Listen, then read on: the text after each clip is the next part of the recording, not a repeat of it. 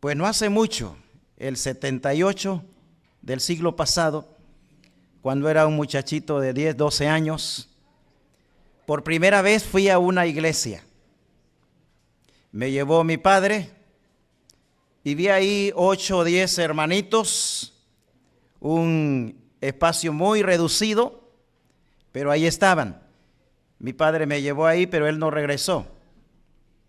Regresó hasta como 3 o 4 años después, hasta que la gracia del Señor le alcanzó.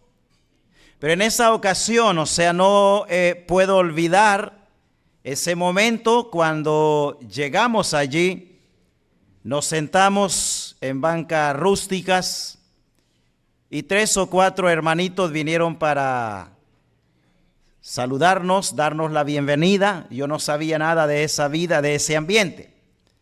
Pero eso quedó en mi mente, la vida de iglesia, estos hermanos que se acercaron para saludarnos y para darnos la bienvenida.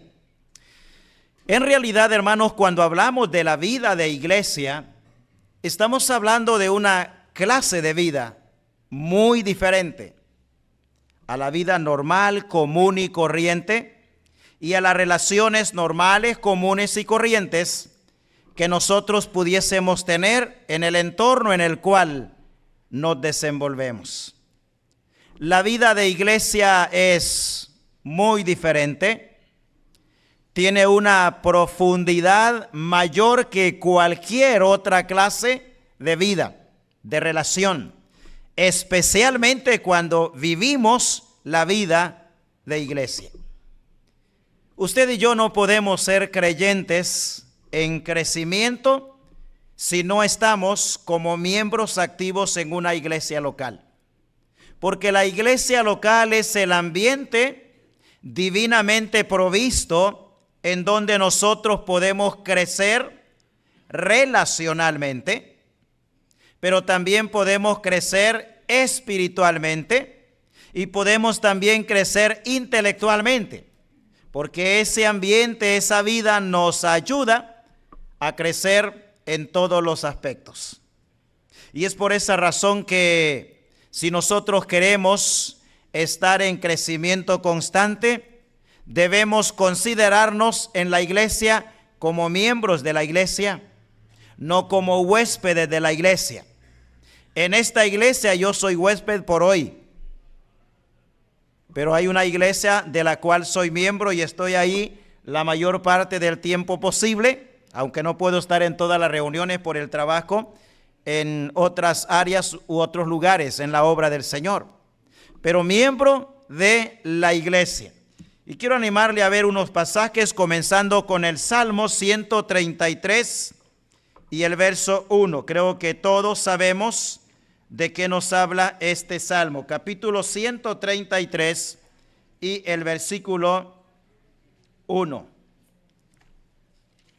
Libro de Salmo, capítulo 133 y el verso 1. Dice: mirad cuán bueno y cuán delicioso es habitar los hermanos juntos en armonía.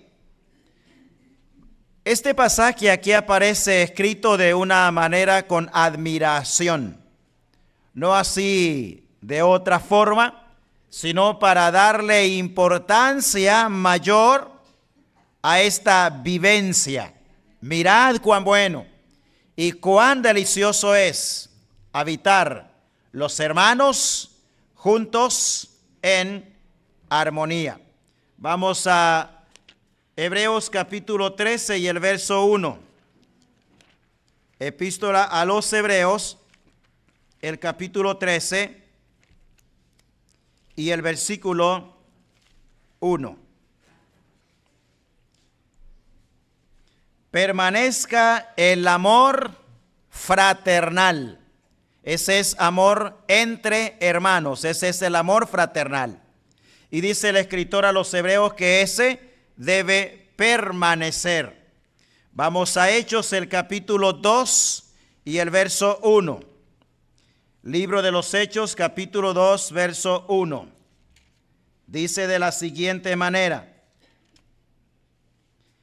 cuando llegó el día de Pentecostés, estaban todos unánimes juntos.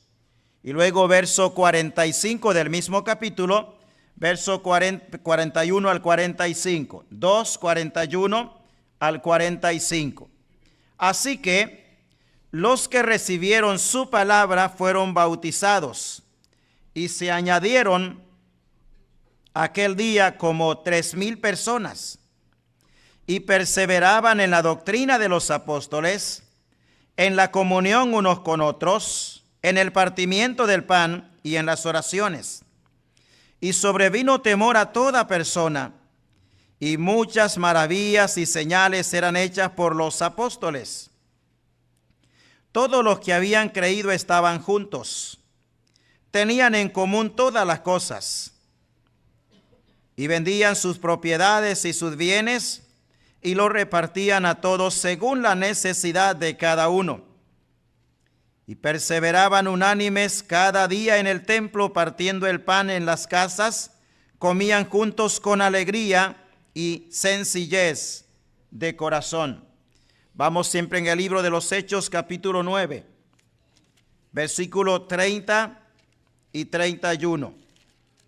Hechos, capítulo 9, verso 30 y 31. Cuando supieron esto los hermanos, le llevaron hasta Cesarea y le enviaron a Tarso. Entonces las iglesias tenían paz por toda Judea, Galilea y Samaria, y eran edificadas andando en el temor del Señor, y se acrecentaban fortalecidas por el Espíritu Santo. Y capítulo 11, versículo 26 del libro de los Hechos.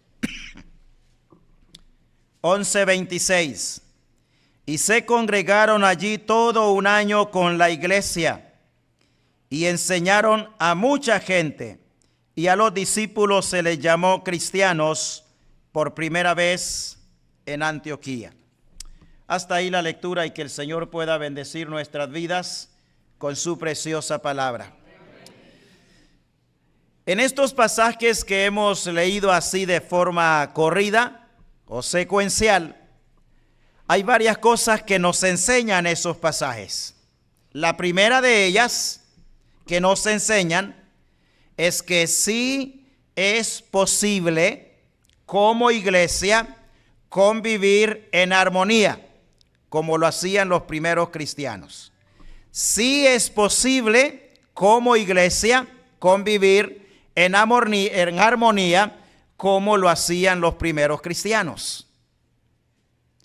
Obviamente, en el comienzo de la iglesia eran pocos, pero en poco tiempo la iglesia creció extraordinariamente, al grado tal que poco tiempo después de Pentecostés, más o menos 3,000 personas fueron añadidas a la iglesia, y en esa época solo existía la iglesia de Jerusalén, localmente hablando.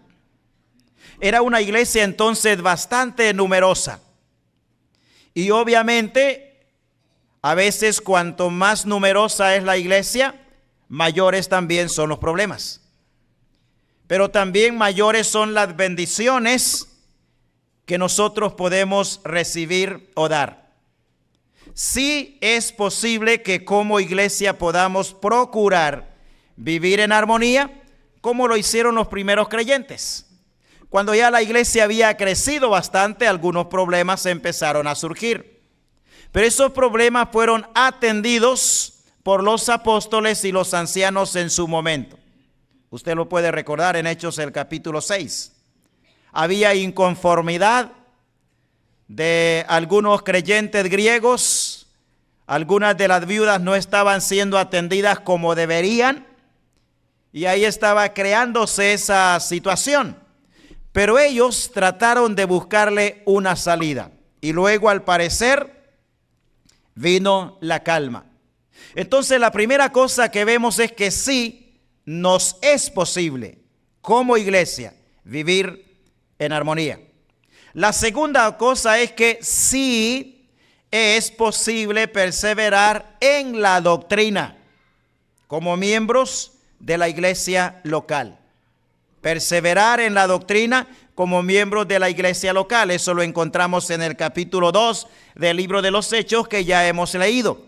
Y perseveraban en la doctrina de los apóstoles. Y ahí se mencionan 4 cosas fundamentales que son llamados por la mayoría de comentaristas como pilares, sobre los cuales se desarrollaba la actividad de la iglesia en ese entonces. Perseveraban en la doctrina de los apóstoles. Qué bueno, hermanos, cuando nosotros, a través de los años, a través de las circunstancias diversas que pueden darse, podemos tener esta característica: perseverante. Ellos perseveraban. Las condiciones quizá podrían ser un poco diferentes.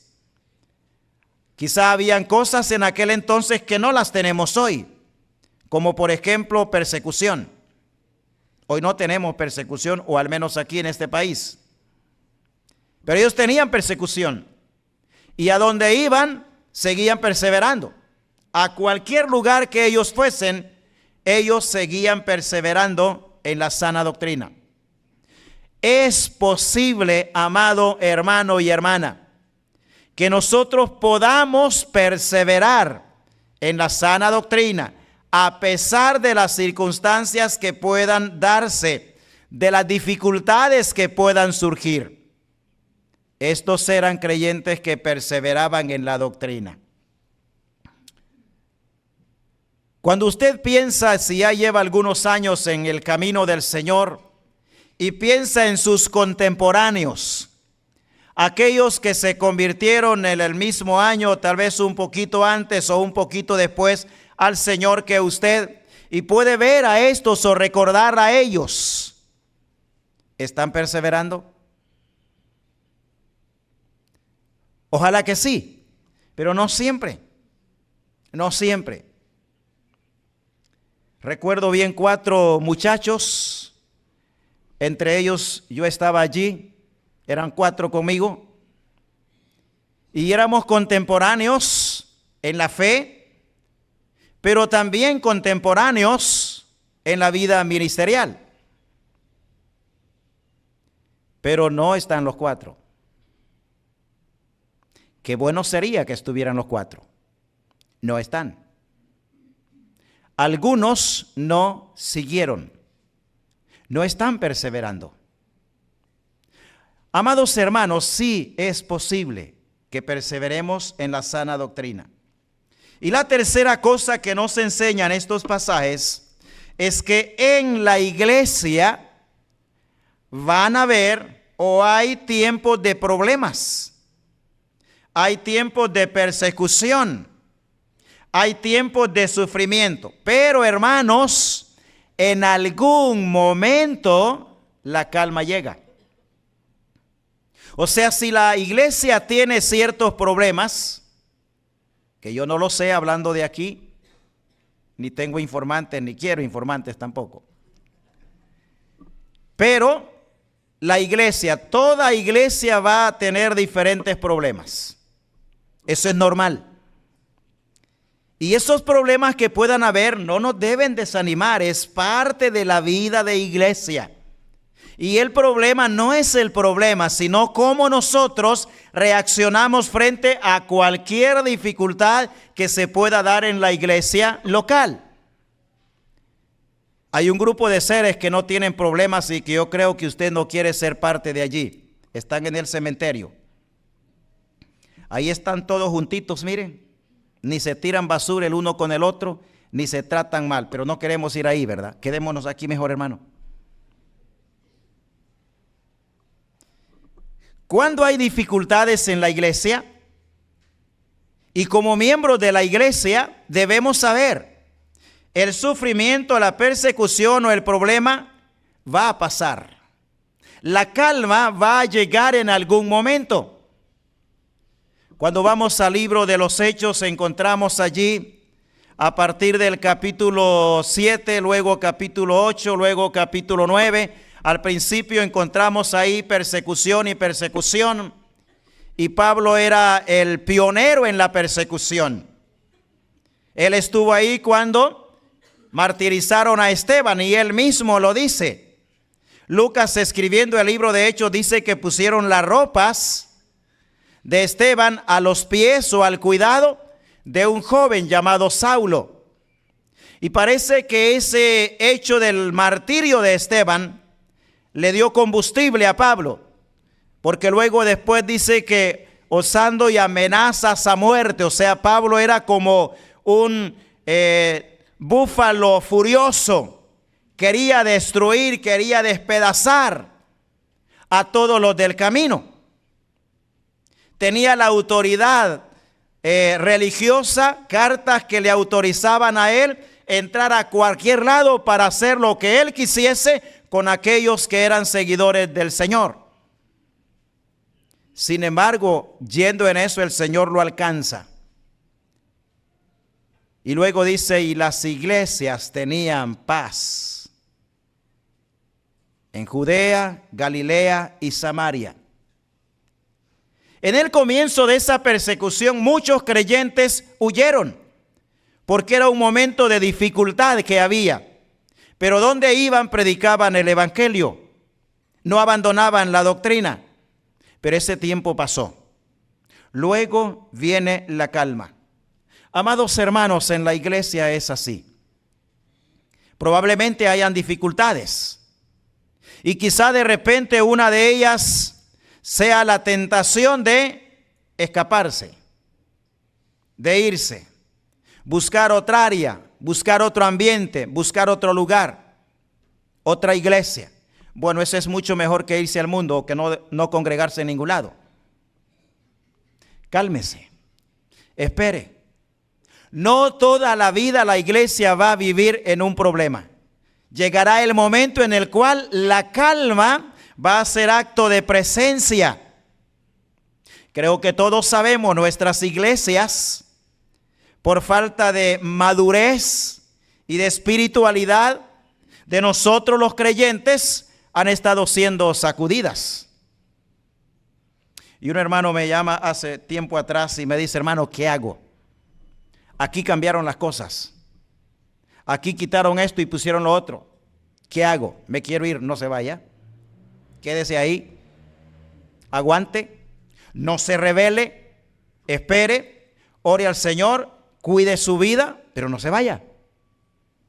Si no está de acuerdo con algo, de buenas maneras, con respeto, con calma, con madurez, expréselo a las personas indicadas, pero no se vaya. Quédese ahí. Pues yo no sabía que estaba buscando información y consejo de varios.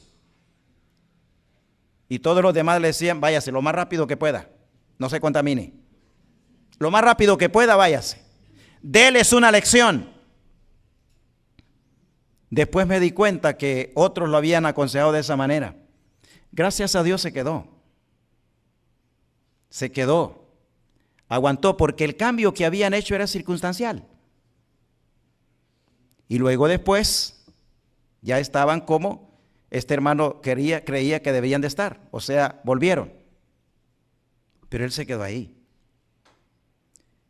Ahora fue reconocido como anciano en la iglesia. ¿Usted cree que eso hubiera pasado si él se va? Porque mire, hermano, cuando usted se va de una iglesia por problemas, usted el problema lo lleva adentro. Y allá va a ir a crecer, a meter otro problema. Mejor que ese con el que allá tiene, porque es mejor uno que dos. Pero hermanos, esas cosas pasan. Llega un momento en el cual la calma va a llegar. Cuando en la iglesia tenemos dificultades. Igual pasa en la familia, hermanos.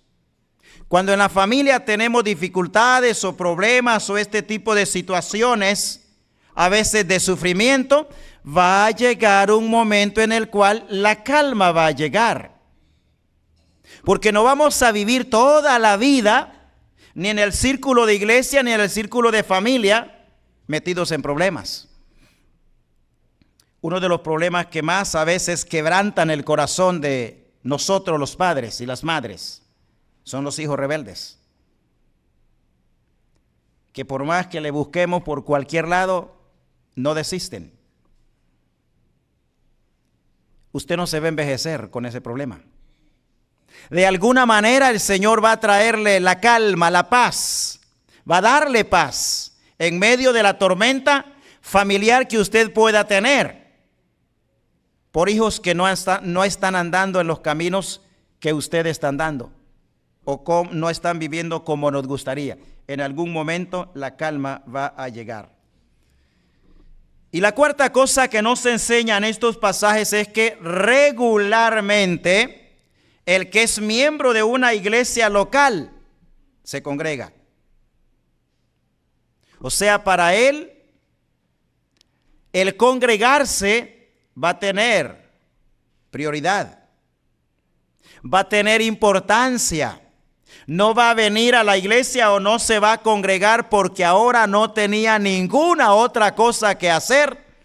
Entonces es chance de ir a la iglesia. No, hermano. Ir a la iglesia no hay que ir solo cuando hay chance, cuando no tengo nada más que hacer. Porque esa es una de las características que debemos tener. ¿A dónde van los aficionados al fútbol, hermano? Al estadio, ¿verdad? ¿A dónde van los que les gusta el licor? Al estanco, ¿verdad? ¿A dónde van los que son bailarines, parranderos? A la disco, ¿verdad? ¿Y a dónde vamos los creyentes? A la iglesia. Ese es, hermano, nuestro núcleo. Ese es nuestro centro de encuentro. El cristiano, hermano, el miembro de la iglesia se congrega regularmente.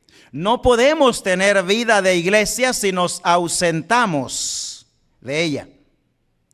Es vida de iglesia. Y debemos desarrollar esa relación al grado tal que nos hacemos falta. A veces por cuestiones del ministerio me tengo que desaparecer de la iglesia a veces un mes.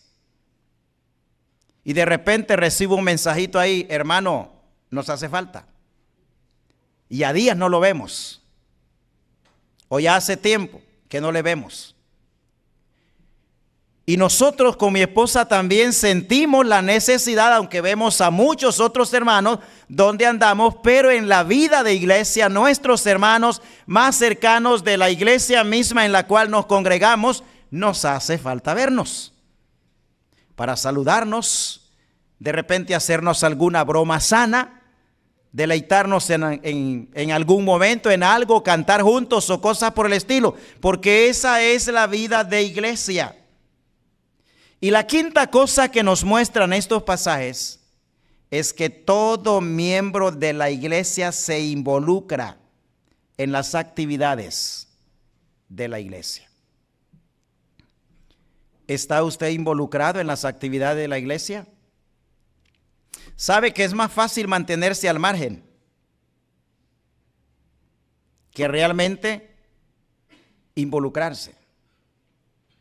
Es más fácil llevarse la vida cristiana y la vida de iglesia lo menos sacrificada posible. Entonces, nos podemos acostumbrar a ese ambiente. Me congrego cuando hay tiempo, cuando la oportunidad se da, cuando ya tengo 15 días de no ir y de repente los hermanos me van a llamar y no tengo explicación justificada para que los hermanos crean que es que realmente no he podido congregarme.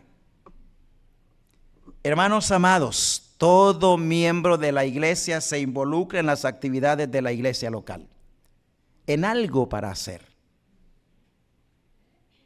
Y eso es muy importante que nosotros lo entendamos.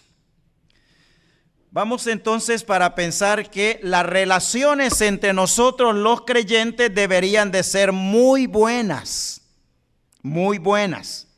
porque tenemos muchas cosas en común. Quizá no vamos a lograr ser grandes amigos en la iglesia, pero debemos tener entre todos los miembros de la iglesia algunos con los cuales tenemos una relación más profunda, más cercana, por la razón que sea. Amigos no vamos a poder llegar a ser todos, pero hermanos ya somos todos. Y por lo tanto, entonces nuestras relaciones deberían de ser muy buenas entre hermanos. Entre más grande es la familia físicamente hablando de la cual somos miembros o a la cual pertenecemos, mayores cosas tenemos, mejores experiencias tenemos en la vida cristiana. Pero como hijos de Dios, como hermanos entre nosotros mismos, tenemos varias cosas en común. Y por esa razón se nos debe hacer fácil tener buenas relaciones entre nosotros. Aun y cuando de repente quizá haya un hermano que sea un tanto difícil de aguantar. No pregunte usted aquí quién es difícil de aguantar. No. La pregunta es, ¿soy yo difícil de aguantar? Es a mí a quien los hermanos tienen que tener mucha paciencia para poder tolerarme. Pero hermano, nuestras relaciones deben ser muy buenas. Vamos a Efesios 4, versículo 4 al 6, para ver ahí las cosas que tenemos en común. Epístola a los Efesios, el capítulo 4, versículos 4 al 6. Un cuerpo, un espíritu, como fuisteis también llamados, en una misma esperanza de vuestra vocación. Un Señor, una fe, un bautismo, un Dios y Padre de todos, el cual es sobre todos y por todos y en todos. Estas cosas, hermano, son comunes entre nosotros los creyentes. En primer lugar, tenemos el mismo Padre. Todos tenemos el mismo Padre. Ni usted ni yo puede decir, no, pero mi papá no es igual que el tuyo. Físicamente sí, pero espiritualmente no. El Padre es el mismo de todos nosotros los creyentes. Y a todos nosotros los creyentes nos ama por igual. Que probablemente tenga una manera diferente de demostrarnos ese amor a nosotros, eso es muy posible. Pero tenemos el mismo Padre espiritual. Tenemos los mismos genes espirituales. Porque el Padre espiritual es el mismo de todos, independientemente de cuántos seamos. En segundo lugar, la segunda cosa que tenemos en común, tenemos el mismo Espíritu Santo. El mismito. Independientemente de la edad, independientemente de la experiencia, independientemente del nivel que podamos tener, porque en esas cosas sí hay diferencia, ¿verdad? Sin embargo, todos tenemos el mismo Espíritu Santo. Y sabe que esa es una de las razones por las que podemos convivir juntos.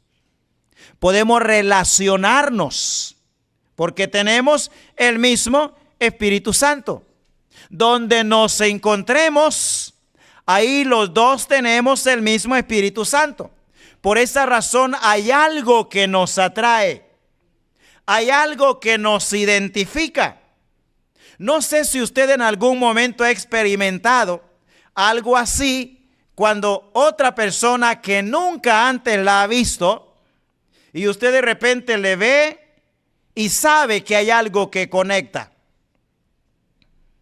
En el año 83, eso fue ayer en la tarde, estaba viajando de donde vivía hacia Trujillo.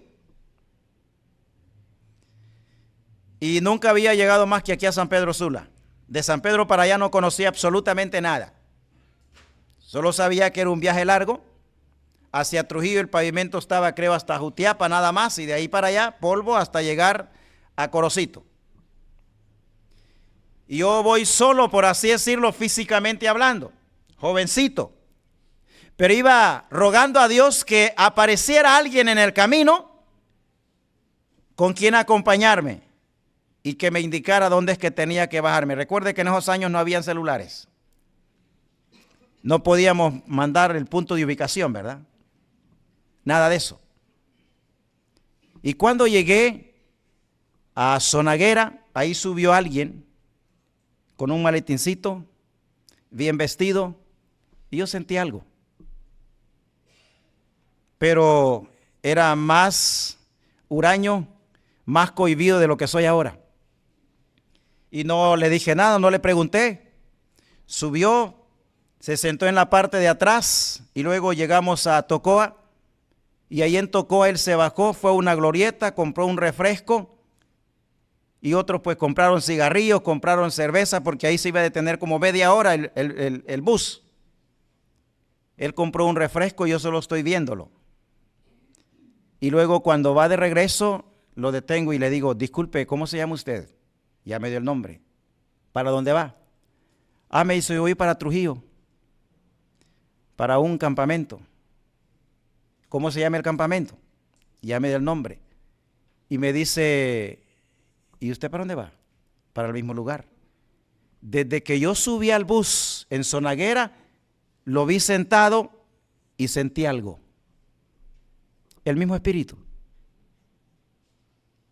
No es posible, amado hermano y hermana, que teniendo nosotros el mismo Espíritu Santo, no nos hablemos.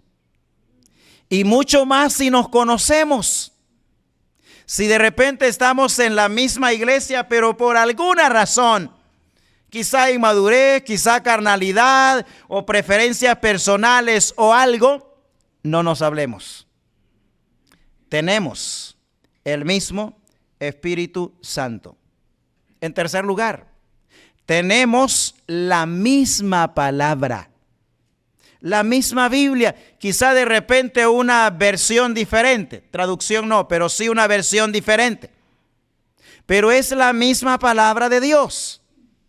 Entonces podemos por esa razón tener la misma formación, la misma instrucción, las mismas creencias, porque tenemos el mismo manual.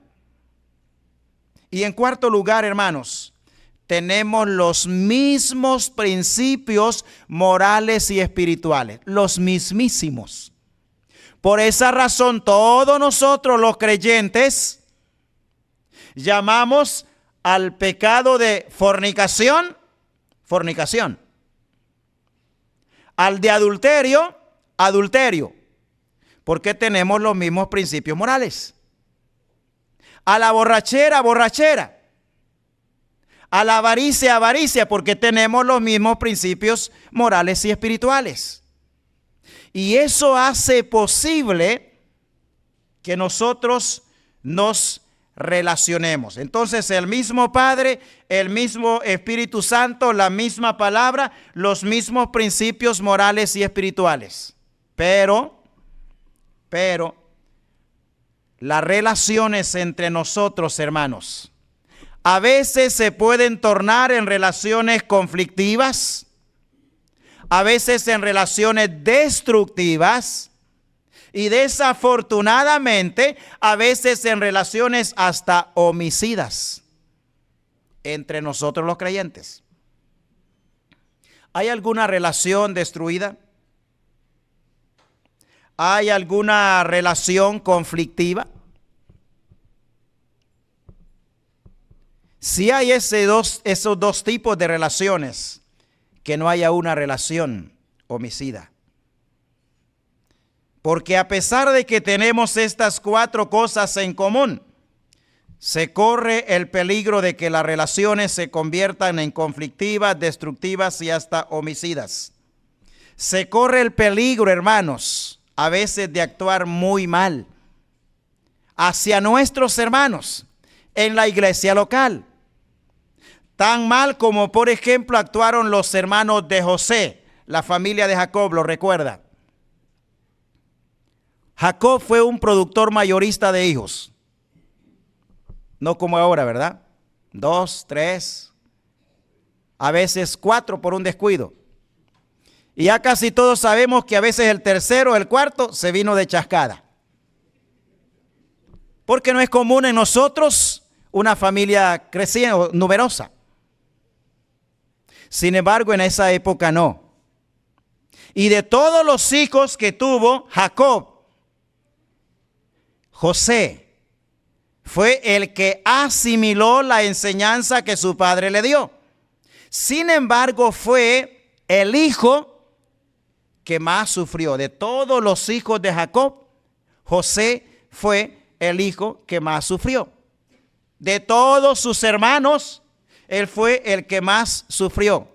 Sus hermanos lo trataron mal. En la iglesia, hermanos, puede suceder algo así. Y si a usted le ha tocado las de José, espero que no. No se victimice. Porque algo está haciendo Dios en su vida para usarlo a usted para bendición de los demás. Ver a José ya en el pedestal, por así decirlo, del reino, del gobierno, en el imperio, es bonito, es agradable. Nos gustaría a nosotros tener esa dignidad y ese reconocimiento, pero el camino para llegar ahí fue duro, fue difícil. Y a veces hasta vergonzoso, no porque él haya hecho algo incorrecto, sino por la manera en la cual a él lo trataron. Pero todo eso era un proceso permitido por Dios para darle a él mismo la bendición y para que él mismo fuese bendición a los demás. Se puede dar eso, hermanos, que en la iglesia tratemos o nos tratemos como los hermanos de José lo trataron. Todos conocemos la historia, pero quiero animarle a leer unos pocos pasajes en relación con esto. Génesis capítulo 37, versículos 3 y 4. Dice, y amaba a Israel a José. Estamos en Génesis capítulo 37, versos 3 y 4. Y amaba a Israel a José más que a todos sus hijos, porque lo había tenido en su vejez, y le hizo una túnica de diversos colores. Y viendo sus hermanos que su padre lo amaba más que a todos sus hermanos, le aborrecían y no podían hablarle pacíficamente. ¿Qué había hecho José para eso? Nada. Nada.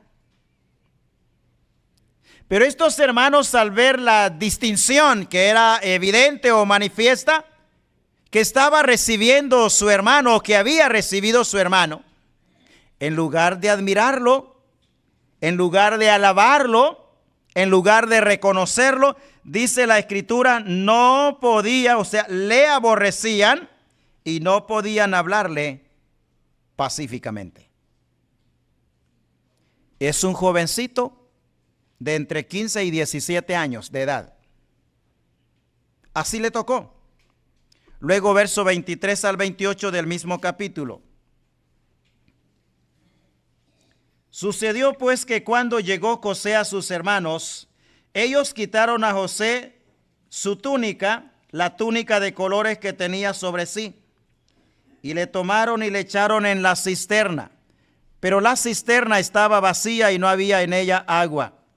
Y se sentaron a comer pan, y alzando los ojos miraron, y he aquí una compañía de ismaelitas que venía de Galaad. Y sus camellos traían aromas, bálsamo y mirra, e iban a llevarlo a Egipto. Entonces Judá dijo a sus hermanos, ¿qué provecho hay en que matemos a nuestro hermano y encubramos su muerte? Venid, vendámosle a los ismaelitas, y no sea nuestra mano sobre él, porque él es nuestro hermano, nuestra propia carne. Y sus hermanos convinieron con él. Y cuando pasaban los madianitas mercaderes, sacaron ellos a José de la cisterna y le trajeron arriba y le vendieron a los ismaelitas por 20 piezas de plata y llevaron a José a Egipto. Luego verso 31 al 34. Entonces tomaron ellos la túnica de José y degollaron un cabrito de las cabras y tiñeron la túnica con la sangre y enviaron la túnica de colores y la trajeron a su padre y dijeron: esto hemos hallado. Reconoce ahora si es la túnica de tu hijo o no. Y él la reconoció y dijo: la túnica de mi hijo es. Alguna mala bestia lo devoró. José ha sido despedazado. Entonces Jacob rasgó sus vestidos y puso cilicio sobre sus lomos y guardó luto por su hijo muchos días. Y se levantaron todos sus hijos y todas sus hijas para consolarlo. Mas él no quiso recibir consuelo y dijo: descenderé enlutado a mi hijo hasta el Seol. Y lo lloró su padre. Esto es doloroso, hermanos, cuando tratamos de ver algunos detalles de lo que se da aquí. José era hasta el momento el hijo más obediente que Jacob tenía. El hijo que trató de agradar a su padre. El hijo que nunca dijo no a un deseo de su padre. Cuando sus hermanos habían ido para pastorear las ovejas, José se había quedado con su padre y luego su padre lo envía para ir a buscar a sus hermanos. Y él va para buscar a sus hermanos. José pudo haberle dicho: papá, ¿tú sabes que no me quieren? ¿Tú sabes que no soy bienvenido? Sin embargo, no puso ningún tipo de alegato o algo por el estilo. Fue a buscar a sus hermanos. Y cuando llega a ese lugar, no los encuentra allí. Entonces José pudo haber dicho: bueno, pues los busqué, no los encontré, me regreso. No. Porque si había algo que a José le interesaba, era complacer el corazón de su padre. Y por esa razón, al llegar a ese lugar y no encontrarlo, no se regresó para donde su padre. Él averiguó dónde estaban. Y luego le dijeron: escuchamos que se fueron a otro lugar. ¿Y qué hizo él? Irse allá a buscar a sus hermanos para saber cómo están. Él no sabía que esa era una ida sin retorno. No lo sabía. Lo vino a saber después. Amado hermano, no es fácil buscar a un hermano que no nos quiere. No es fácil. Pero hay que hacerlo. Tenemos el mismo Padre, el mismo Espíritu Santo, la misma palabra y los mismos principios. Aun y cuando de repente nos va a rechazar o ha hablado tanto de nosotros cosas que no son verdad, hay que buscarlo. Aun y cuando nos venda, hay que buscarlo. Aun y cuando nos haya metido o hundido en la cisterna de las críticas y haya botado todo nuestro honor y nos ha metido en el hoyo de la desesperación, hay que buscarlo. Es nuestro hermano. Mire lo que dijo Judá. Aunque en realidad no vivieron a esa altura, Judá dijo: es nuestro hermano. Es nuestra propia carne. O sea, en la mente de él no podía concebir el hecho de quitarle literalmente la vida a su hermano. En realidad, esta expresión de es nuestro hermano y es nuestra propia carne, solo era una convicción intelectual en la vida de Judá. Porque él pudo perfectamente bien haberle dado a José, su hermano, un trato diferente. Pero a veces, hermano, existe este peligro. También, hermanos, puede hacer que la relación nuestra llegue a ser al nivel de los hermanos de la iglesia de Corinto. Lo recuerden, el capítulo 6. Pues del capítulo 1 al 3 ahí tiene los problemas de división que habían ahí. No eran por doctrina, no era por ningún tipo de cambios. Esa división que había ahí, que eran 4 grupos, eran por preferencias personales. Algunos apreciaban más a Apolos, otros apreciaban más a Pablo, otros apreciaban más a Pedro, y los más espirituales apreciaban más a Cristo. Estaban los 4 igual de perdidos. Porque cuando usted dice, bueno, yo soy de Cristo y yo sigo solo a Cristo, de alguna manera estoy diciéndole que usted no. Que yo soy mejor que usted porque yo tengo un mejor líder, que es Cristo. Eran preferencias personales. Y luego en el capítulo 6 usted encuentra pleitos entre hermanos. Y pleitos que le llevaban a los tribunales de los incrédulos. Y por esa razón dice Pablo, ¿acaso es que no hay ningún sabio entre ustedes? En otras palabras, no hay ningún entendido que trate de mediar, de arreglar, de solucionar esa desaveniencia entre los hermanos que tienen que ir hasta los juzgados, hasta los tribunales. Así se comportaban algunos hermanos de la iglesia de Corinto. Eran hermanos, pero no estaban disfrutando de la hermandad que realmente deberían disfrutar. Y el extremo mayor, a veces podemos, no deberíamos, pero a veces podemos actuar como Caín contra su hermano Abel, que le mató por envidia.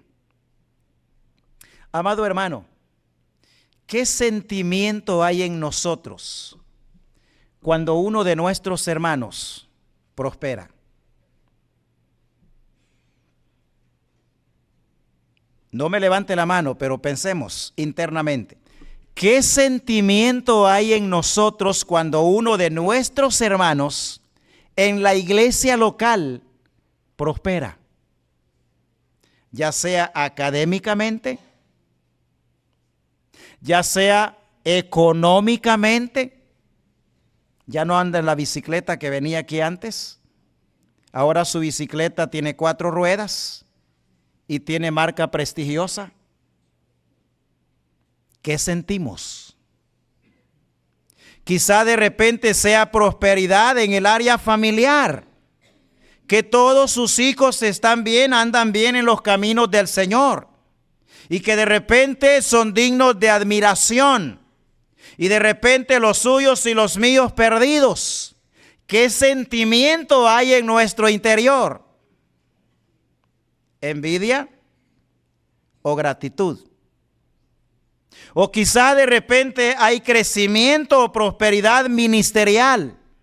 La gracia del Señor le está usando claramente y poderosamente y está siendo de bendición a la vida de iglesia. ¿Qué sentimiento hay? ¿De gratitud? En cualquier aspecto o área de la vida en la que un hermano nuestro en la iglesia crece, ¿sabe cuál debería ser la actitud nuestra? Darle gracias a Dios.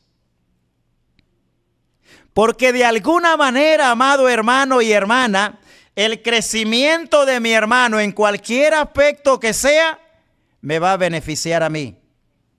Me va a bendecir a mí. Entonces, cuando un miembro en la iglesia crece, desarrolla en cualquier aspecto que sea, en algún momento de la vida, esa persona, ese hermano, se va a convertir en una bendición para mi vida. Porque todos debemos de vivir para hacer bendición a los demás, en aquellas áreas o aspectos en los cuales el Señor nos usa. La envidia, hermanos, es asesina de relaciones. Y no siempre aparece con rótulo. Son las actitudes nuestras las que demuestran lo que hay en nuestro corazón. La prosperidad de los hermanos, de los miembros de la iglesia, debe llevarnos a darle gracias a Dios. Porque en algún momento de la vida, Dios va a usar a este hermano con su prosperidad para suplir una necesidad, quizá una necesidad personal. Caín no le importaba la vida de su hermano Abel. La envidia le corrompió tanto, la envidia le controló tanto que perdió todo sentido común. Y lo que él quiso y lo que él hizo era eliminarlo. En lugar de decir, bueno, yo quiero ser o me gustaría ser como mi hermano. En el buen sentido, me gustaría tener la bendición que él tiene. Es mi hermano. Si el hermano ha prosperado, no se le olvide, es su hermano en la fe. Dele gracias a Dios. Porque cuando uno de los nuestros en la fe prospera, es mi hermano. Nuestra propia carne, dijo Judá. Y espiritualmente, hermanos amados, somos así. La vida de iglesia debe de ser vivida de esa manera. Cada uno de nosotros debe dejarse usar por el Señor para bendecir a los demás. La pregunta es, ¿estoy siendo de bendición a los demás? Con lo que sea, hermano. Con lo que sea, con lo que se pueda, hermana. ¿Estoy siendo de bendición a los demás? Usted y yo podemos autoexaminarnos si hay envidia en nuestro corazón. ¿Qué sentimos cuando un hermano prospera? ¿O qué sentimos cuando un hermano tiene pérdida? ¿Nos dolemos con él? ¿O decimos, ojalá se le queme lo demás? No, hermanos. Somos hermanos. Permanezca en vosotros el amor fraternal, amor entre hermanos. Como creyentes, nuestras relaciones deben de ser muy buenas. Y cuando es así, entonces traemos honra y gloria al nombre del Señor. Oremos. Dios y Padre, gracias queremos darte por bendecir nuestras vidas, por el privilegio que tenemos de tener un mismo Padre, un mismo Espíritu Santo, una misma palabra y los mismos principios para la vida. Te damos gracias por bendecir la vida de cada uno de tus hijos, de cada uno de nuestros hermanos.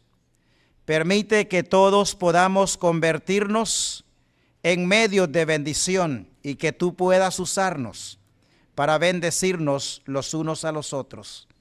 Te damos gracias por este testimonio aquí en este lugar, por la vida de cada hermano y cada hermana que se congrega aquí, que cada uno pueda procurar verse como hermanos y que el amor fraternal pueda permanecer. Te damos gracias en el nombre del Señor Jesús. Amén.